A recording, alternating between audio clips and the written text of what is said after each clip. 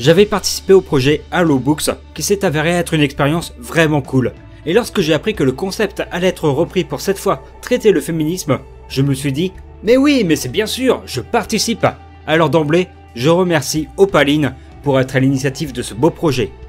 Hier, l'ami Kim, de La Semaine de Kim, vous a présenté un classique de la littérature avec Le deuxième sexe de Simone de Beauvoir. De mon côté, j'étais fortement tenté de parler de King Kong Theory de Despentes, avant de me souvenir de Joyce Carol Oates, dont j'avais lu les chutes, et son recueil de nouvelles Infidèles. Confession d'un gang de filles, connu pour son adaptation cinématographique sous le nom de Foxfire, me paraissait être une évidence pour ma participation au Femini Books.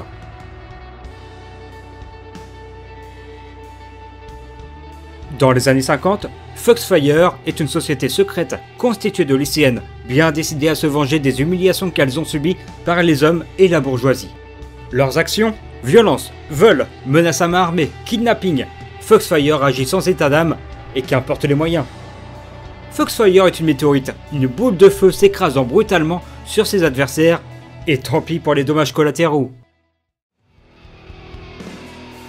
Confession d'un gang de filles est un roman qui a plus de facettes qu'il n'y paraît. Bien sûr que le sujet principal est la haine envers une société machiste, misogyne et bourgeoise. Mais c'est aussi la fureur de vivre d'un groupe d'adolescentes. Aux yeux de la société, si une fille intègre un gang, c'est uniquement parce qu'elle couche à droite et à gauche ou que son mec est lui-même dans une bande organisée. Mais ça ne peut être en aucun cas de son initiative à elle. Alors, en se positionnant comme le premier véritable gang de filles, Foxfire prouve qu'une femme n'a pas exclusivement besoin d'un homme pour exister. Foxfire apparaît tout au long du récit non pas comme LA solution pour combattre les inégalités, mais comme une utopie assez puérile. Et c'est là un point très intéressant du bouquin, on n'idéalise pas forcément le point de vue de l'héroïne. En plus d'être violent, Foxfire agit de la même manière qu'une secte. Et c'est donc là que ce roman m'a posé problème. Est-ce vraiment un livre féministe ? Et si oui, l'autrice cherche-t-elle à nous démontrer que seule la vengeance, la violence est l'unique moyen de défendre des causes nobles ? Il y a débat. Bon, la grande force du roman réside, comme toute œuvre de Joyce Carol Oates, dans le traitement des personnages, et en particulier celui de Legs, la chef du gang. Cette adolescente, en plus du fait qu'elle n'a rien à envier aux hommes dans ses compétences physiques, se comporte comme un mec par sa manière de s'habiller, son comportement brutal et provoque. Elle ne reste pas à sa place de jeune demoiselle, ce qui ne convient pas à une fille qui doit rester bien sagement à sa place. Et je préfère rectifier mon propos. Legs ne se comporte pas comme un mec, mais librement.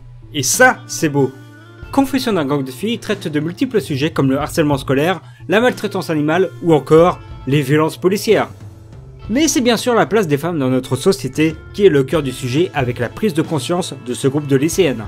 Nous vivions une époque où la violence s'exerçait contre les adolescentes et les femmes. Mais alors, nous ne disposions pas du langage qu'il fallait pour en parler.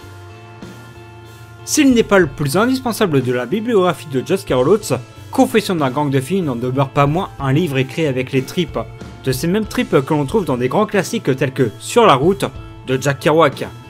Je conseille également l'adaptation cinématographique par Laurent Canté, qui a réalisé entre autres le film documentaire Entre les murs qui eut la Palme d'Or. Demain, pour ce dernier épisode du Femini Books, Serial Bookeuse vous parlera d'un livre de Louise O'Neill. O'Neill ? Neil ? Bon, je pense qu'elle vous le dira mieux que moi. Hein.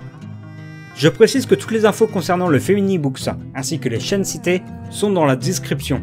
Alors n'hésitez pas à checker tout ça.